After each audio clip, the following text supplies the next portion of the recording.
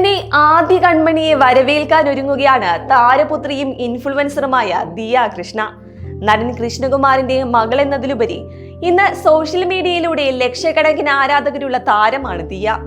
അടുത്തിടെ ദിയയുടെ 5ാം മാസത്തിലെ പൂജ നടത്തിയതുമായുള്ള ബന്ധപ്പെട്ട വിശേഷങ്ങളായിരുന്നു പുറത്തു വന്നത്.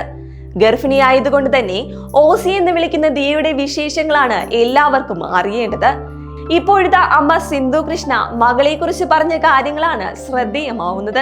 വീട്ടിലെ വിശേഷങ്ങളെല്ലാം സിന്ധു യൂട്യൂബ് ചാനലിലൂടെ പങ്കുവയ്ക്കുന്നതാണ് പതിവ്. എന്നാൽ ഇപ്പോൾ ഇൻസ്റ്റഗ്രാമിലൂടെ ആരാധകരുടെ ചോദ്യങ്ങൾക്ക് മറുപടിയുമായിട്ടാണ് സിന്ധു എത്തിയിരിക്കുന്നത്. മക്കളെ കുറിച്ചാണ് കൂടുതൽ ചോദ്യമെങ്കിലും കൂടുതൽ പേർക്കും അറിയേണ്ടത് ഗർഭിണിയായ ഓസിയെ കുറിച്ചാണ്. കുഞ്ഞുവാവ എപ്പോഴാണ് വരുന്നതെന്ന ചോദ്യത്തിന് ഓസിക്ക് ഗർഭകാലത്തിന്റെ 4 മാസം പൂർത്തിയായെന്നും 5ാം മാസം തുടങ്ങിയിരിക്കുകയാണ്, ജൂലൈ പകുതിയോടുകൂടിയാണ് ഡേറ്റ് വരികയെന്നാണ് സിന്ധു പറയുന്നത്. കുഞ്ഞിനിടാനുള്ള പേരും കണ്ടുപിടിച്ചിട്ടില്ല. ഓസിയുടെ കുഞ്ഞിനുള്ള പേര് ഞങ്ങൾ തപ്പിക്കൊണ്ടിരിക്കുകയാണ്. കുറെ ആൺകുട്ടികളുടെ പേരും പെൺകുട്ടികളുടെ പേരും ഒക്കെ കണ്ടുവച്ചിട്ടുണ്ട്. അതിൽ നിന്നും ഇനി ഷോർട്ട് ലിസ്റ്റ് ചെയ്യണം.